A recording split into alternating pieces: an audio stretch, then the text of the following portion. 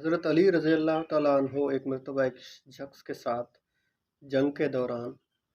जब उसे पछाड़ कर उसके सीने पर बैठकर उसे कत्ल करने ही वाले थे कि माज़अल्लाह उस शख्स ने आपके चेहरे पर थूक फेंक दी। और ये चीज़ देखकर हज़रत अली उसे छोड़कर खड़े हो गए और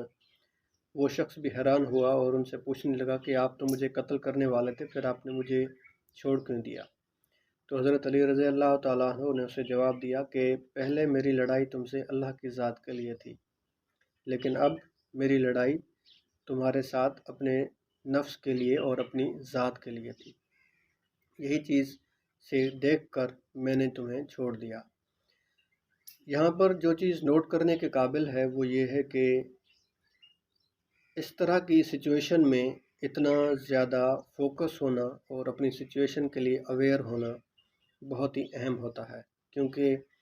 हज़रत अली रज़ी अल्लाह ताला अन्हु ने जिस तरह रिस्पॉन्ड किया उस सिचुएशन को कि वो समझ गए कि कब एक सिचुएशन, चाहे वो पहले अल्लाह की ज़ात के लिए थे, फिर वो उनकी ज़ात पर शिफ्ट हो गई वो सारी लड़ाई, तो कैसे उन्होंने बैकआउट कर लिया उस पूरी लड़ाई के साथ और उस शख्स को छोड़ दिया। ये चीज़ हमारी ज़िंदगी में बहुत ज़्यादा होती है, जहाँ पर हम लोग सिर्फ़ अपनी ज़ात के लिए और अपनी अना की तस्कीन के लिए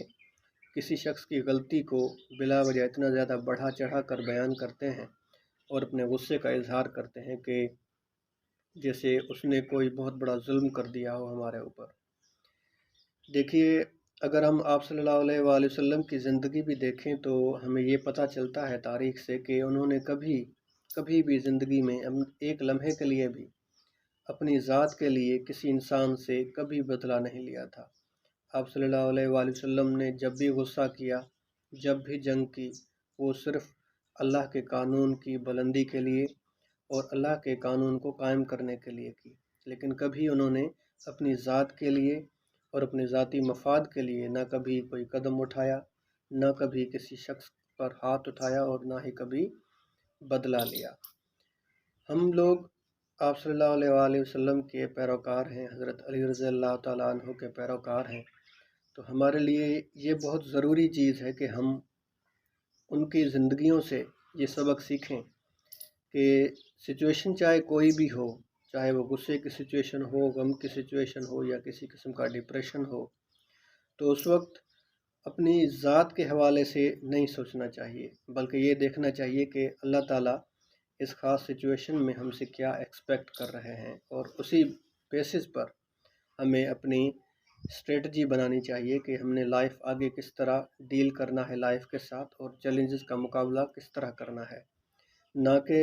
सिर्फ अपनी ज़ात की तस्कीन के लिए और अपनी